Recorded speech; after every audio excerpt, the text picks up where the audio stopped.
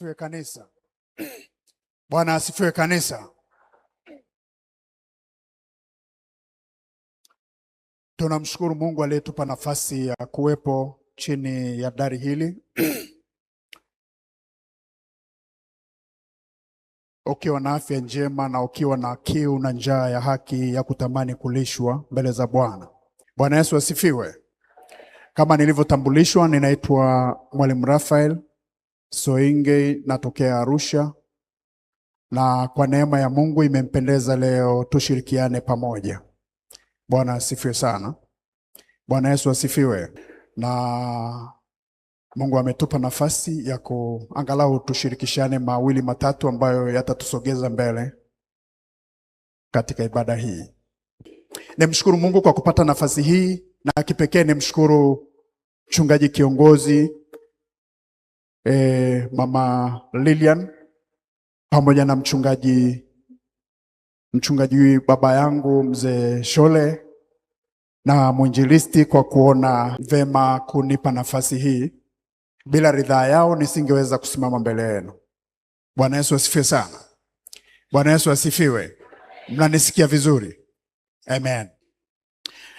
Na uniruhusu sasa nisichukue muda mrefu, nikuletee kile ambacho Mungu amekusudia tujifunze asubuhi ya leo.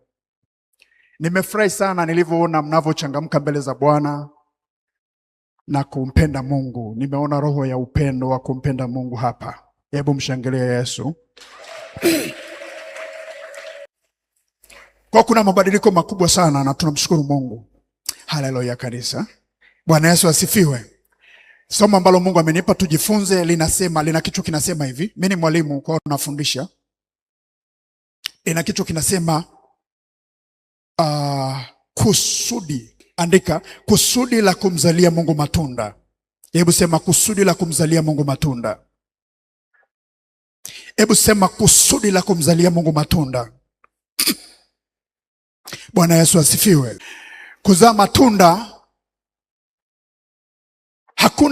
hakuna mkulima anaenda kulima shambani akaotesha mbegu ambaye hahamasishwi, ambaye ndani yake hana msukumo wa kuona matunda ya kile kitu anaenda kupanda shambani. Si ndio hivyo?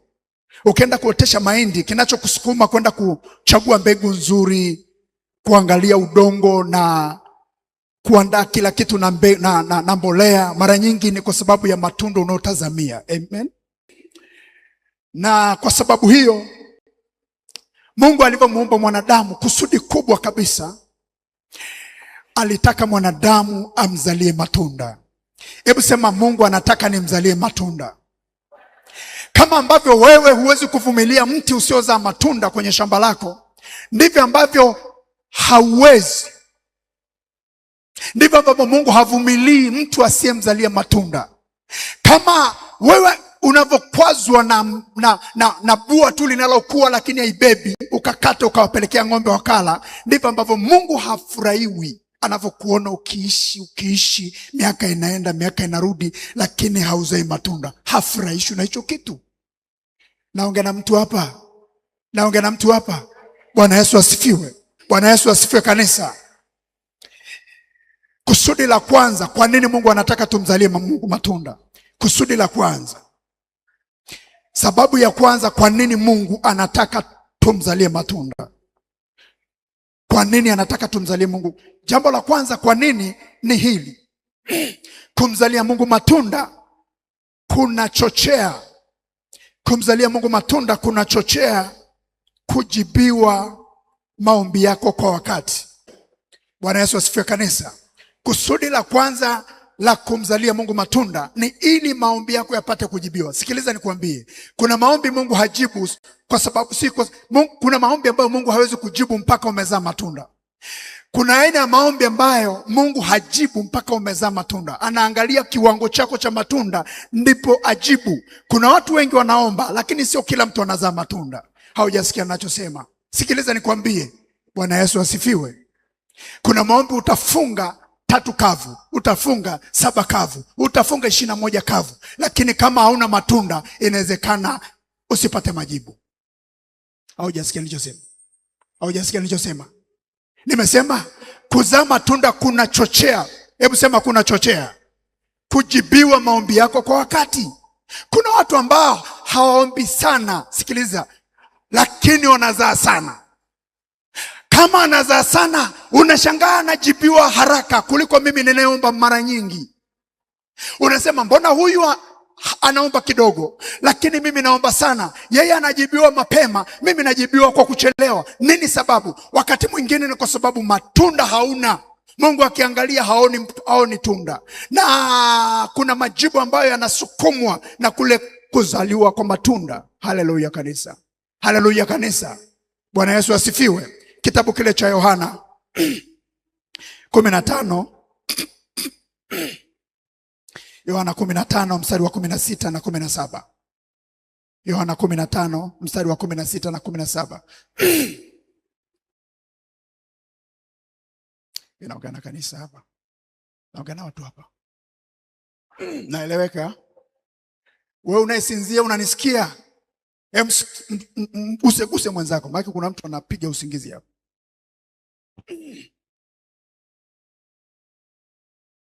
Yohana 15 mstari wa 16 na 17. Biblia inasema hivi, utasoma pamoja, nikisoma alafu unanifuatisha.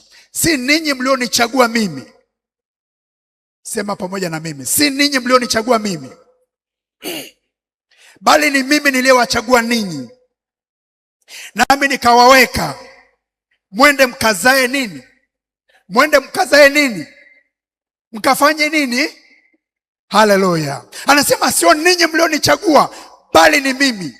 Kwa lugha nyingine anajaribu kusema, sikiliza nyinyi wanadamu, hamkuwa na sifa ya kunichagua. Kwa nini? Kwa sababu ninyi mlikuwa wachafu, hamkuwa na sifa hata kidogo, lakini mimi niliwachagua. Kwa nini? Najua nilichoweka ndani yenu. Ndio maana Mungu alikufuata ukiwa mchafu, ukiwa mlevi, ukiwa muhuni, ukiwa ajabu, ukiwa kwenye familia ya kichawi, ukiwa kwenye familia ya waganga, akakuchomoa katikati ya waganga, akakuweka panapo nafasi. Ili nini?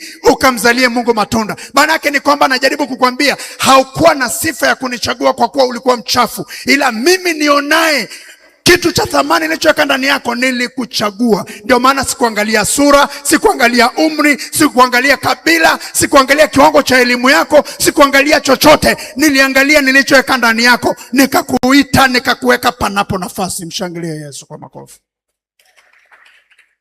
Naongea na binadamu hapa. Anasema sio ninyi mlionichagua, ila ni mimi. Kwa nini nimewachagua mchungaji? Nimewachagua ili mkanizalie matunda. Hiyo ndio kusudi la Mungu. Ndio maana Yesu alienda msalabani, hakwenda kufanya kazi ya hasara. Alienda msalabani ili kusudi akuchague, akuweke umzalie matunda. Furaha yake ni kukuona ukizaa matunda. Hana furaha kama uzai matunda. Kama uzai matunda unapoteza sifa. Kama uzai matunda unapoteza ile, yeye anapoteza hamu ya kuendelea kukuacha. Kwa nini? Kwa sababu nia ya kukuweka ni ili, hebu sema ni ili umzalie matunda. Sikiliza, hujaja kuzurura duniani. Mwambie mwenzako hujaja kuzurura duniani. Mtikise kabisa, mwambie hujaja kuzurura duniani. Haleluya. Kama uzai matunda, kuishi kwako ni hasara. Sikiliza, ukisikiaga watu wanalia mtu anapokufa mchungaji, hawalii kwa sababu wanataka kumzuia Mungu, kwa nini umemuondoa huyu. Wanacholia ni matendo mema ambayo ametenda yule mtu alivyokuwa hai. Wanalilia, wanasema sasa jamani, yale matendo ambayo huyu mtu alikuwa anatenda, nani sasa atatenda? Yaani kuna watu wanakumbukia hayo, na ndio maana wanalia. Wangapi wananielewa?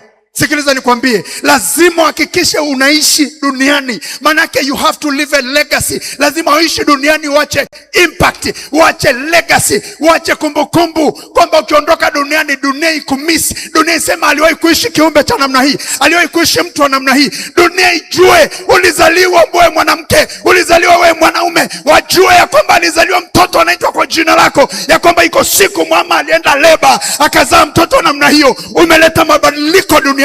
Umekuwa jibu la maswali ya watu wengi. Umeleta solution. Haujaja na mzigo. Dunia ikumisi iseme kwamba huyu mtoto namhitaji, maana ameweka alama. Alama yake hii hapa. Aliwahi kuishi mahali alipokanyaga huyu hapa. Angalia, hichi ndicho alichofanya. Haleluya. Lazima dunia ikumisi. Nilikuwa naangalia wale jamaa walioenda mwezini huko, nikafikiria sana. Nikasema hivi, jamaa na wenyewe walibebwa tumboni kama sisi. Hivi naongea na mtu. Sio kama unaangalia tu unaacha. Majitu yametoka nje ya dunia, unaangalia dunia kama yanaangalia dunia kama mpira hivi. Hii mpira unaochezwa huko na wachezaji. Wako nje ya dunia. Alafu wewe uko hapa. Na wanafika kule bado wanamtukuza Mungu. Wanaangalia hayo, wanasema maajabu haya ni ajabu sana. Wanamtafakari Mungu, dunia imesimama haijashikiliwa na nguzo. Hivi naongea na binadamu. Wanamtukuza Mungu. Alafu mimi niko wewe na mimi tuko hapa tunabisha Yesu hayupo. Naongea na mtu. Mwenzako ametoka nje ya dunia anamtukuza Mungu. Wewe hujafika hata naongea na mtu hapa. Naongea na mtu. Hebu sema kumzalia Mungu matunda. Mwambie mwenzako acha alama duniani. Ukiondoka dunia ikumisi.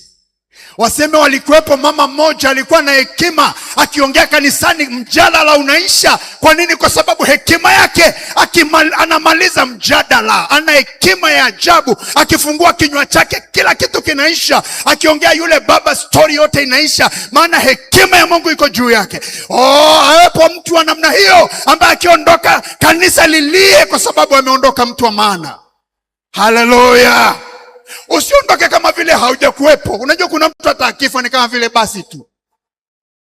Like kama vile hujawahi kuexist. Acha dunia ikumisi. Let them say alikuwepo mtu hapa. Tunaweza tukaona fingerprint zake. Naongea na mtu hapa. Usiishi tu. Hebu mwambie mwenzako zaa matunda. Mwambie mwenzako zaa matunda. Haleluya. Unanielewa? Zaa matunda mama. Zaa matunda ili ukiondoka uwe na kazi ya kuonyesha. Sikiliza, Biblia inasema kwamba tukienda mbinguni tutaonyesha kazi ambazo tumefanya duniani. We will be judged kulingana na kazi tuliofanya, mchungaji. Mungu atatujudge kulingana na nini tumefanya. Utamwambia niliolewa nikazaa watoto 3 nikaenda sekondaria. Atakupiga mkofi ya mdomo. Anataka umezalisha nini? Umeaffect maisha ya watu wangapi? Watu wangapi wamebadilika kupitia wewe? Watoto wangapi wamefika chuo kikuu kwa sababu yako? Watu wangapi wamenijua mimi kupitia wewe? Umesaidiaje wale yatima, wale wajane? Umewagusaje? Au ulikuwa mbinafsi wa kusema hivi ni vya kwangu? Kwa sababu kuna wale watu ni wachoyo nyumbani kwao, wana vikombe 3, ya kwake, ya mume wake na ya mtoto wao. Tuko 3 tu. Si tuko 3, naenda na budget. Acha uchoyo. Uchoyo ni dhambi, ni mbaya, ni ya shetani. Naongea na mtu. Mchungaji, kuna watu ukibisha hodi kwao inafichwa sufuria huku. Ni wachoyo. Wakati mgeni kwani akija, si wewe ndo unampakulia? Kwani anapakuaga mwenyewe? Hebu sema uchoyo unaondokee. Maana najua kuna raia wachoyo hapo. Sio hapa, lakini ni kwa wale huko nikotoka mimi. Watu wa hapa ni watakatifu wa Bwana. Bwana Yesu asifiwe. Barikiwe sana. Mungu akubariki sana. Bwana Yesu asifiwe sana. Bwana Yesu asifiwe. Hebu mwambie mwenzako kuzaa matunda. Kuzaa matunda. Mungu hajakuleta uzurure duniani. Anahitaji umzalie matunda. Naongea na mtu. Twende taratibu nisike. Tumalizie ile andiko. Anasema nikawaweka mwende mkazae matunda, na matunda yenu. Hebu sema matunda yenu. Hebu sema matunda yenu. Si tu kuzaa, na matunda yenu yapate kukaa. Manake unaacha matunda yanayodumu baada yako. Yaani umeondoka duniani, lakini ile kazi uliyofanya iishi baada yako. Unasikia mama?